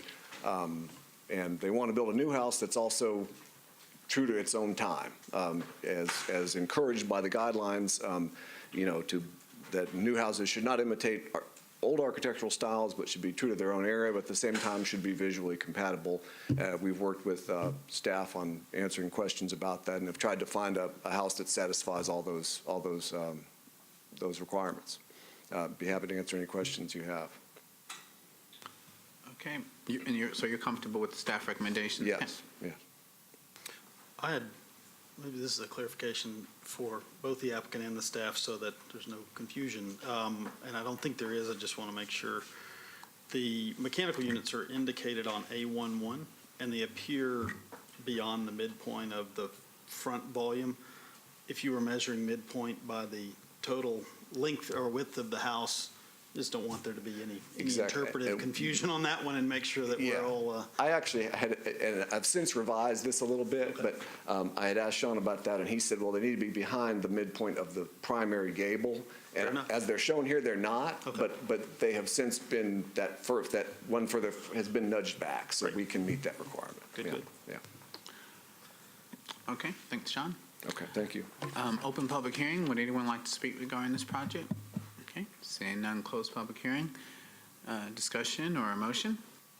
Just a comment. It's so interesting to see a unique house design when it's in the midst of architectural, historic buildings, and then because we're so used to seeing pretty much the same design, and then we see one like that, and it's like, wow. It's like aha moment for 2016. So with respect to 2403 Barton Avenue, I move approval with conformance to staff recommendations. Motion, do we have a second? Second. Okay, all in favor? Aye. All opposed? Okay, motion carries. Okay, the next one is 1214, 1216, 1220 Rosa Parks Boulevard.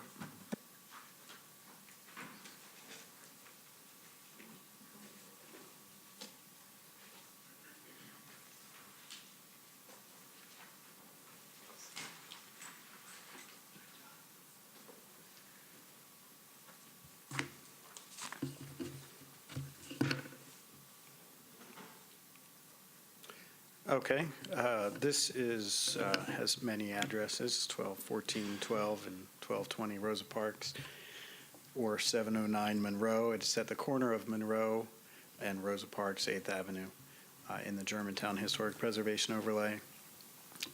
And this commission reviewed an application to construct 2 new buildings on the lot in February of this year. Here's the lot. As I said, at the corner of Rosa Parks and Monroe. And there's the proposed site plan. This is from the previous version, but the site plan, floor plans have not changed dramatically, at least in this view. So I recycled this slide. But the building has changed. The north building at the corner, directly at the corner, has changed from what was approved in February, a 4-story building, to a 2-story building. So this is why we're bringing it back. It's a pretty significant change to the scale, although the basic character and materials are still pretty much in the same concept. The main material on the exterior is brick with a metal flush panel siding in the center section. The building's 34 feet tall, 150 feet wide across the Rosa Parks facade, broken up into 4 distinct parts. And as you see, as I said, brick, metal. The accent materials, and it's a pretty large storefront system of glass with steel and aluminum framing. All those are pretty similar to what was in the February version that was reviewed. The recommendation then and now includes conditions on improving materials and now more than then, a utility screen and light fixtures. Staff actually met with the applicant yesterday, saw a lot of these materials. They were all over my desk, so I took a picture. There's the material samples, and in a box over there on the side if you want to look at them later. Staff is continuing to work with the applicant on materials, but found that generally the samples reviewed to be appropriate. The materials continue to wrap around the corner with the brick and steel. The rear elevation is lighter. It's actually got an elevated office space that it's elevated and or projected out over parking. That's ground level parking. So the upper story on there is mainly glass and the aluminum siding. Returning to the front, at the right side of the building there, you can see on the rightmost corner, there is a projected or cantilevered balcony. Staff found that that feature isn't typical of a historic buildings in the area. You may be familiar with these, the Mad Platter dry cleaner, and the bottom right picture is actually across Rosa Parks, but still in the Phillips Jackson, Germantown neighborhood. Those are all historic buildings, two-story, very similar form. Staff found that buildings like this tend not to have balconies, so staff recommends removal of the balcony from that design. The south building, that's actually the previous version of that as well. It's not changed greatly. Some refinement in the details, but the materials, again, are pretty much the same. The brick, steel, metal siding. This one also has wood siding, but otherwise the materials are the same as the ones that staff reviewed and found to be appropriate. Notice that while the two-story form here, the upper story windows, the upper story is a terrace or open seating. Those windows are open.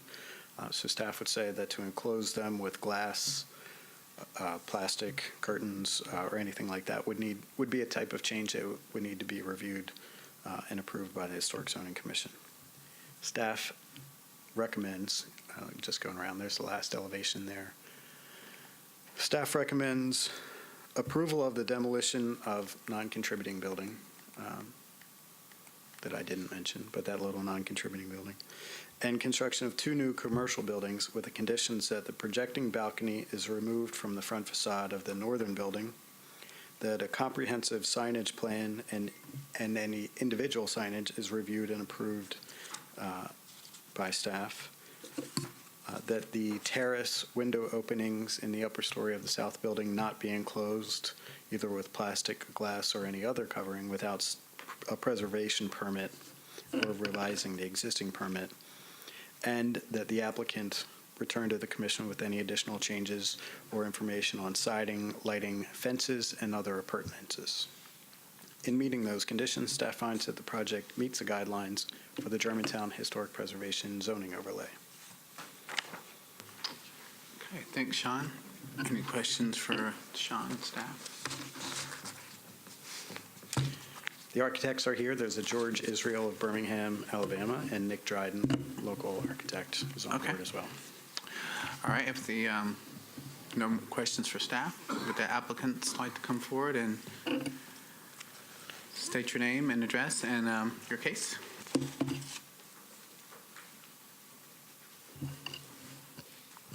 This is on. Afternoon, thanks for being here. Nick Dryden, 1107 Carruthers Avenue with Dade Architects. Well, I think we decided y'all gave us too much the first time, so we are coming back to ask for a little less. But I'll give you a little background because we presented to the Neighborhood Development Committee, the Germantown Neighborhood Development Committee Monday night, and they asked the question, why is it half the size? So even though you approved the 4-story version, the owners kind of really took to heart a lot of the feedback they got from the neighborhood, which was primarily traffic impact. And even though we were within all of our allowed parking counts for the zoning, they kind of stepped back and decided to kind of minimize the impact on the site, really, by removing the residential component of the project. So now it's, retail on the ground level and then office on the second level. Site plan is unchanged, so we have the same parking count, same site condition that we had where we're tucking some parking under the building. The portion of the back of the building that's kind of hovering over that parking is a lighter construction. We did have a very positive meeting Monday night with the neighborhood. And also in February, we had a great meeting with them where we got some great feedback, and they were very happy to see this. They were sad to see that the owners are not going to be building a residential unit for themselves, because they really like the idea of the owners kind of being present on site. But their concerns, I think, their biggest concerns, I think, initially were the impact of the rear of the building on the neighborhood, kind of looking back into the neighborhood. But they felt with this now being 2 stories that it was really a non-issue. We did share with them, and I guess a lot of them had seen staff's recommendation at that point, that the balcony facing Rosa Parks was recommended for that to be removed. They did actually like that element, to see that could help animate and activate that elevation, and also kind of break up further break up and define that pedestrian zone on the retail area. So we would ask to kind of maybe discuss that element, in particular the balcony itself, within this discussion. But that's just a brief background of why we're back, and even though you've approved this once, we're back with a different design. I think this is the first time we've ever done this with a project that had been approved and then resubmitting with all 50% version. So it's kind of a new thing for me as well. So, and then the main thing you want us to discuss is the balcony. I think so, yeah. I think that would be something I would just like to discuss and just see what your thoughts are about that. And okay. I know that I think we have, George actually has talked to zoning and public works, and I think that it's something that they felt like we could work within zoning and within their requirements. But since it is a staff recommendation for it not to be there, I'd like to just kind of discuss it a little bit further. Okay. Any questions for the applicant? Have you done a balcony or balconies on other commercial projects in the neighborhood?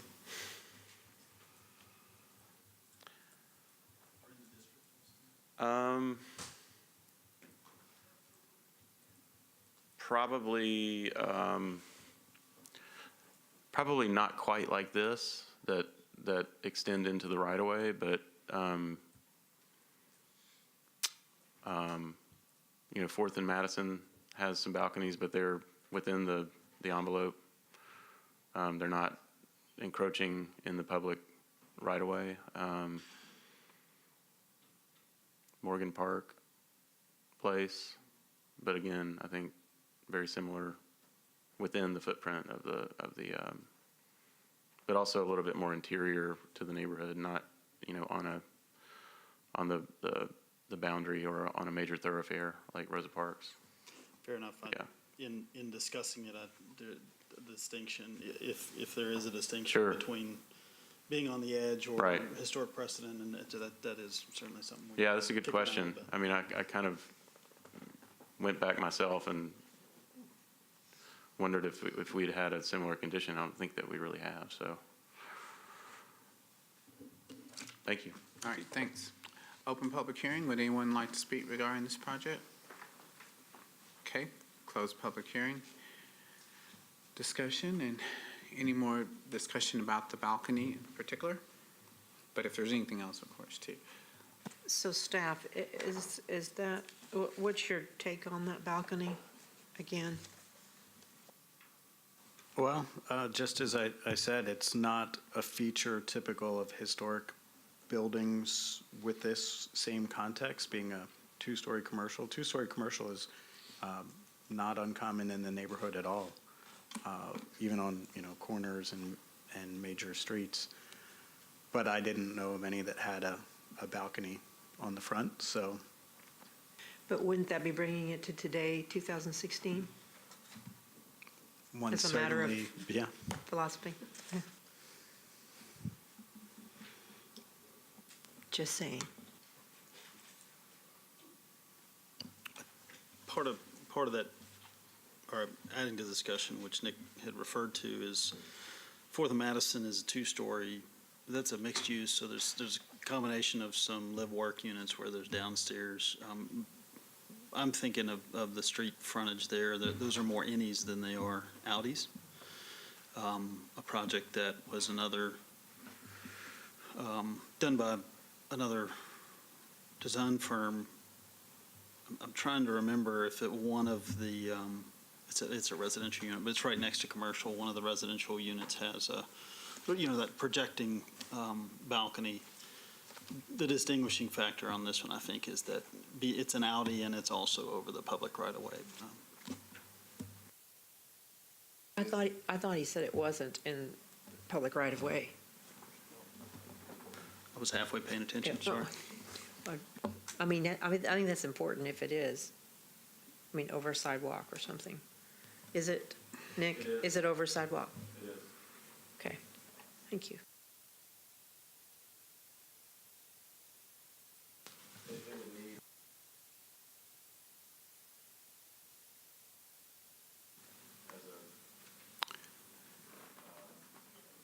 Yeah, an aerial right of way. Could you repeat that, Sean, just for the record? Yeah, similar to a sign or something that projects out over the right of way. It needs a aerial encroachment, which are approved, have to go through council, proving insurance and bond and things like that. So could that design be reworked so that it would be an innie instead of an outie? I don't want to speak for the applicant, but I've got to think that square footage is pretty valuable to the project upstairs, and to make that less rentable space. I'm speaking out of turn, but that seems like an expensive switch. I guess we'll, since it's the last one, I have to be careful because I didn't let others speak in there. Why don't you, if you don't mind, we'll call you if we need you, though. Okay. Do you have anything, Cyril, about the exterior balcony? I don't see anything, the balconies shown on the drawings, it adds some interest, but I don't see anything that's significant one way or the other about it. I don't think it's a salient part of this. I would be tempted to go along with staff recommendations on this one. So. You okay, Rose? Anything? Yeah, I think it kind of sticks out. Okay. Funny. I think it's probably, that's how it impresses me. It just kind of is there and it kind of is out of context. Okay, would someone like to make a motion? With respect to this project on multiple addresses on Rosa Parks, move approval with staff recommendations. Okay, we have a motion and a second. Any discussion? Okay, all in favor? Aye. All opposed? Okay, motion carries. All right, we don't have any preliminary SP reviews. There is some other business on training. Yes, Jenna Stout, who interned with us over the summer, did a good bit of work on post-war housing. You may know that, because it's in your original packets when you started as commissioners, that we have a series of publications, and they cover different periods of architectural design. And what we didn't have, though, was one for post-war housing. So she created that document for us and is going to share some of her research with us now. Yes, so as Robin explained, I spent the summer working on this big project about post-war housing in Nashville. And part of this, the original, beginnings of this project was because the Englewood Place Historic District, there were several houses that were from the post-war period that needed to be inventoried, and I went about surveying those and then used those in this publication as well. And so this presentation focuses briefly on post-war housing in Nashville and two particular districts, as I said, Englewood Place, but also Bluefields Historic District, because they both have some very interesting samplings of post-war housings, including minimal traditional and ranch styles. Although there are other styles that fall into this category of post-war housing, just for this presentation's purposes, to keep it brief, I only go into minimal traditional and ranch style. So just to give you a bit context, historical-wise, the post-war housing really comes about, as the name indicates, after World War II. During the war, you really have a halt to domestic house production, and it's only after, with the returning GIs and also in part because of the rise of the automobile, that you have this need for houses and the ability to locate them away from the nucleus of the city. And so you get this large-scale suburban development throughout the country, and that's reflected in Nashville. And it's estimated that about 3 out of 4 families in the 1950s owned a car. And this gives way to this idea of the American dream, having this house on a spacious lot. And these houses are very reflective of these minimal traditional and ranch style design. So the first house to kind of come out of this period is the minimal traditional. It really develops its roots in the Great Depression because there's this need for low-cost, efficient housing. And in 1934, there's the National Housing Act that creates the Federal Housing Administration, also referred to as the FHA. And as part of this, they distribute these standardized designs for these very small, compact houses that don't cost much. And in order for them to keep costs at a minimum, they don't have this ornate exteriors that you see on some of the earlier architectural traditions in the 20th century. And so kind of the unifying characteristic of the minimal traditional is its simplicity. So you have these simple designed houses that are very compact, usually less than 1,000 square feet. They have a very plain facade and just a lack of ornate design on the exterior. And this house illustration in the slide is actually a 1951 Bristol distributed by the Aladdin House Company. So Englewood Place is actually has quite a few minimal traditional houses, and they're typically 1 to 1.5 stories.